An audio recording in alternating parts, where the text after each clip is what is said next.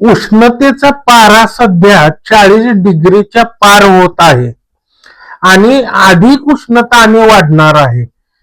तर ह्या वर्षी गेल्या 150 वर्षापेक्षा जास्त उष्णता वाढणार आहे असं वर्तवलं जात आहे.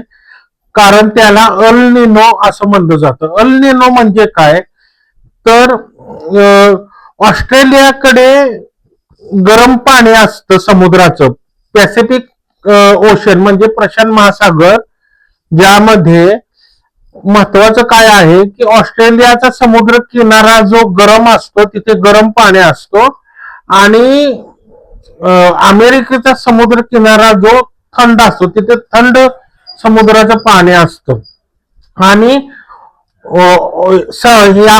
अमेरिकेकडून जे थंड पाणी असतं ते ऑस्ट्रेलियाकडे जातं आणि ऑस्ट्रेलियाकडचं गरम पाणी खालून अमेरिकेकडे किंवा समुद्र किनाऱ्याकडे येतं.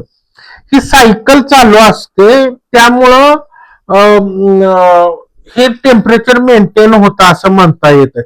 पण अल निनो म्हणजे काय होतंय, जे गेल्या 150 वर्षापासून आता जे घडणार आहे, 2015 मध्ये पण झालं होतं पण एवढा प्रभाव जाणवत नव्हता.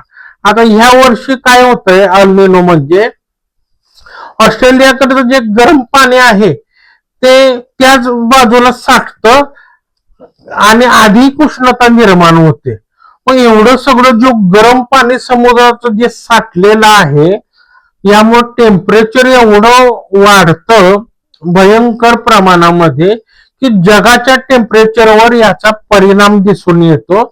आणि तुम्हाला माहित आहे समुद्रात वारं झालं, वादळ झालं, बदल झाला काही आपण बघतोय, तर आपल्या इकडेही त्यामुळे ऊन वारा पाऊस हे बदल घडतातच. पावसाळ्यालाही हेच कारण असतं आणि यावरूनच मान्सून ठरवला जातो.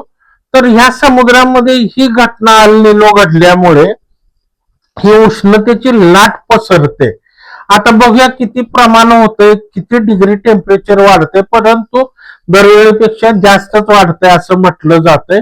तर मित्रांनो नक्की तुम्ही काळजी घ्या, हायड्रेशन ठेवा, भरपूर पाणी प्या, त्याचबरोबर तुम्ही B12 बी कॉम्प्लेक्स घ्या, ORS पावडर पाण्यात टाकून घेत चाला, स्वतःला हायड्रेट ठेवा जा, पाण्याचं प्रमाण भरपूर प्या.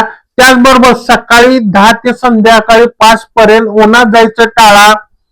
त्याचबरोबर आपल्या घरातल्यांची काळजी घ्या.